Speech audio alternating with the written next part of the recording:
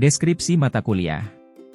Tafsir Al-Quran 2 merupakan lanjutan dari salah satu mata kuliah wajib dalam Prodi Ilmu Al-Quran dan Tafsir, IAT. Mata kuliah ini berisi kajian mendalam tentang studi teks konteks dan kontekstualisasi ayat Al-Quran yang membahas mengenai surat dan ayat-ayat Al-Quran yang terdapat dalam juz ke-29. Capaian pembelajaran lulusan. Pertama, sikap. Kedua, pengetahuan. Ketiga, keterampilan umum. Dan keempat, keterampilan khusus. Sikap. Pertama, bertakwa kepada Tuhan Yang Maha Esa dan mampu menunjukkan sikap religius. Kedua, menjunjung tinggi nilai kemanusiaan dalam menjalankan tugas berdasarkan agama, moral, dan etika. Ketiga, menampilkan diri sebagai pribadi yang berkarakter pemimpin dan pemimpin yang berkarakter Qur'ani. Dan yang terakhir, menjunjung tinggi dan menginternalisasi nilai-nilai etika keislaman dalam kehidupan di masyarakat dan di negara. Pengetahuan. Pertama, menguasai konsep tentang ilmu-ilmu Al-Quran dan tafsir untuk membaca dan memahami tafsir Al-Quran secara baik dan tepat. Kedua, menguasai konsep teoritis metodologi penafsiran Al-Quran dan beragam aliran tafsir. Ketiga, menguasai konsep teoritis ilmu alat berupa bahasa Arab untuk membaca dan memahami tafsir Al-Quran secara baik dan tepat. Dan yang terakhir, menguasai konsep dan metodologi tadabbur Al-Quran. Keterampilan umum. 1. Terampil memilih dan menetapkan kitab rujukan dan ayat-ayat yang berkenaan dengan pokok bahasan dan subpokok bahasan. 2.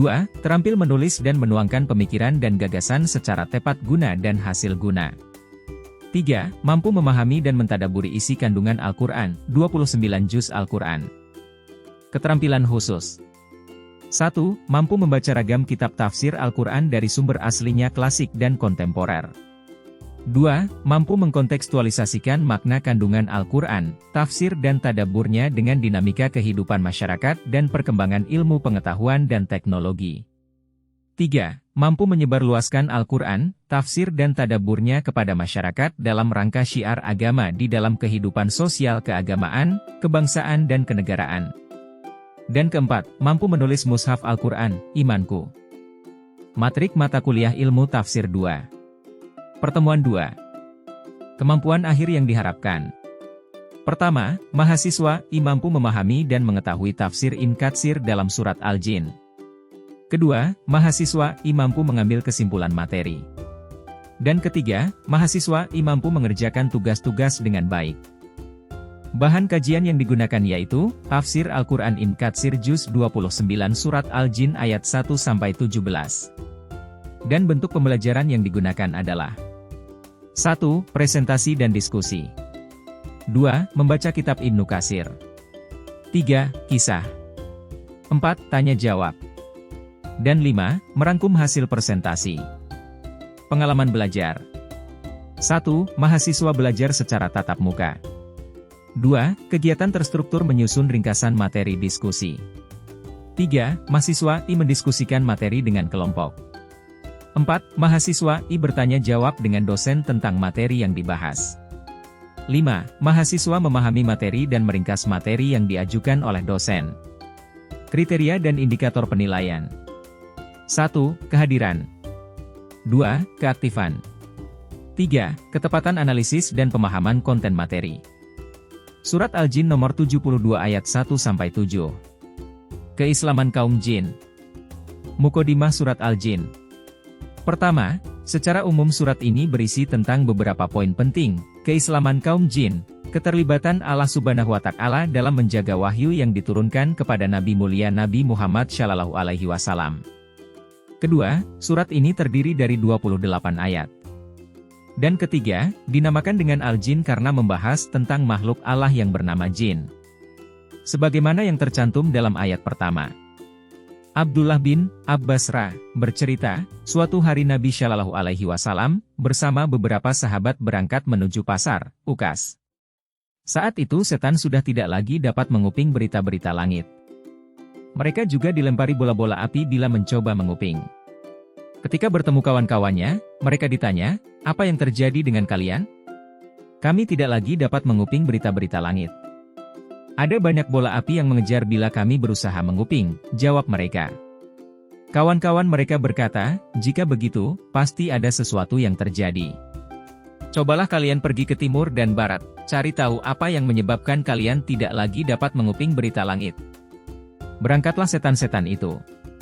Beberapa di antara mereka mengarah ke Tihamah, Mekah, untuk menemui Nabi ketika itu beliau sedang berada di Nahlah, mereka hendak menuju pasar, Ukas.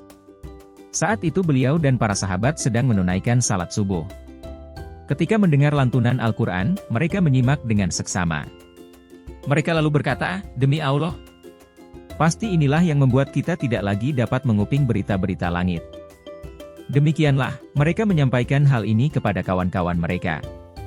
Mereka juga bercerita, "Wahai kawan-kawan, kami baru saja mendengar bacaan yang menakjubkan Al-Quran yang memberi petunjuk menuju jalan yang benar. Kami pun beriman kepadanya. Kami tidak akan lagi mempersekutukan sesuatu pun dengan Tuhan kami." Allah lalu menurunkan ayat berikut kepada Nabi, "Qul uhiya ilayya annahu nafarun minal jinni." Allah benar-benar mewahyukan kepada beliau perkataan jin. قل أوحي إلي أنه استمع نفر من الجن فقالوا إنا سمعنا قرآنا عجبا يهدي إلى الرشد فآمنا به ولن نشرك بربنا أحدا وأنه تعالى جد ربنا ما اتخذ صاحبة ولا ولدا وأنه كان يقول سفيهنا على الله شططا وأنا ظننا أن لن تقول الإنس والجن على الله كذبا وأنه كان رجال من الإنس يعوذون برجال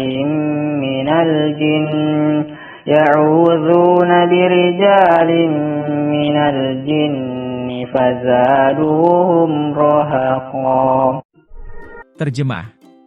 Katakanlah, hai Muhammad, telah diwahyukan kepadaku bahwasanya sekumpulan jin telah mendengarkan Al-Quran. Lalu mereka berkata, sesungguhnya kami telah mendengarkan Al-Quran yang menakjubkan, yang memberi petunjuk kepada jalan yang benar, lalu kami beriman kepadanya.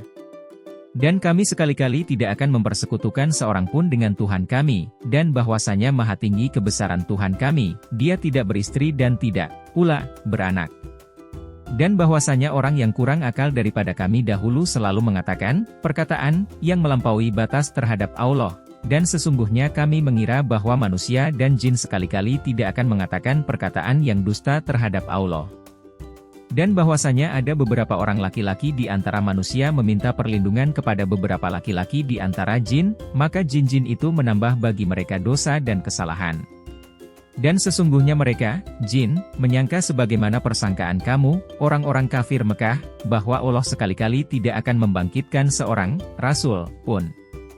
Tahukah kalian apa pesan inti surat Al-Jin ayat 1-7? Pesan-pesan utama. 1. Wahyu datangnya hanya dari Allah dan hanya diberikan kepada para rasul. 2. Risalah Islam tidak terbatas hanya pada golongan manusia, akan tetapi untuk semua makhluk termasuk golongan jin. 3. Sekelompok jin telah mendengar langsung Al-Quran dari Rasulullah Shallallahu Alaihi Wasallam baik saat sholat maupun langsung berhadapan dengannya. 4. Jin meyakini bahwa Al-Quran adalah kitab yang mengandung petunjuk. 5. Ayat mengisyaratkan kepada kita bahwa jin setelah mendengar Al-Quran langsung menyampaikan kepada kaumnya. Dan 6. Jin terbagi dua, ada yang bertauhid dan ada yang musyrik. Apa mindset Anda setelah mempelajari surat Al-Jin ayat 1-7? Hikmah dan pencerahan tentang mindset. Pertama, Islam itu agama yang menjunjung tinggi-tinggi nilai keimanan di atas segalanya. Kedua, keimanan kepada jin adalah bagian dari keimanan kepada hal yang gaib. Ketiga, kokohnya iman manusia adalah dengan mengimani perkara gaib. Keempat, manusia makhluk mulia, alangkah cengengnya manusia kalau dia takut kepada hal yang tidak jelas seperti makhluk yang bernama jin. Kelima, menjaga diri kita dengan memperbanyak tasbih, tahmid, dan istighfar akan mendatangkan ampunan dan mendapatkan perlindungan dari Allah Subhanahu wa Ta'ala. Keenam, bahwa Nabi Muhammad adalah rasul bagi umat manusia dan juga bagi jin, sebagaimana juga diungkapkan dalam ayat yang lain. Dan terakhir, bahwa jin mendengar dan mengerti bahasa manusia, sebagaimana juga dinyatakan dalam ayat-ayat lain. Attitude apa yang sudah dan seharusnya Anda miliki setelah mempelajari tafsir surat Al-Jin ayat 1-7? Hikmah dan pencerahan tentang attitude. Pertama, membenarkan akan adanya wahyu datangnya hanya dari Allah dan hanya diberikan kepada para rasul. Kedua, membenarkan bahwa risalah Islam tidak terbatas hanya pada golongan manusia, akan tetapi untuk semua makhluk termasuk golongan jin. Ketiga, bahwa jin juga akan dihisab sebagaimana halnya manusia. Dan yang terakhir, bahwa adanya jin yang juga berdakwah kepada kaumnya. Amal apa saja yang akan Anda lakukan setelah mempelajari surat Al-Jin ayat 1-7? Hikmah dan pencerahan behavior. Pertama, pesan terbaik itu ada dalam Al-Quran bukan dari makhluk selainnya. Kedua, kekaguman jin kepada teks bacaan Al-Quran adalah sarana bagi manusia mengkoreksi dirinya untuk benar-benar menjadikan Al-Quran sebagai petunjuk utuh dalam hidupnya. Ketiga, agar orang-orang Quraisy mengetahui bahwa jin saja ketika mendengar Al-Quran mengakui kemukjizatannya dan beriman kepadanya. Dakwah apa saja yang akan Anda kerjakan setelah mengikuti pembelajaran ini? Hikmah dan pencerahan tentang dakwah. 1. Mari kita sebagai umat Nabi untuk meyakini bahwa Al-Quran adalah kitab yang mengandung petunjuk bagi Rasulullah Shallallahu Alaihi Wasallam. 2. Jika jin mendengar Al-Quran dari Rasul Shallallahu Alaihi Wasallam, kenapa manusia tidak mau menebarkan isi dari Al-Quran?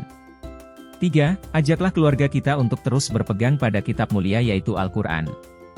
4. Ajarkan Al-Quran sebagai pedoman dalam kehidupan sehari-hari. 5. Jadikan Al-Quran sebagai lifestyle kita.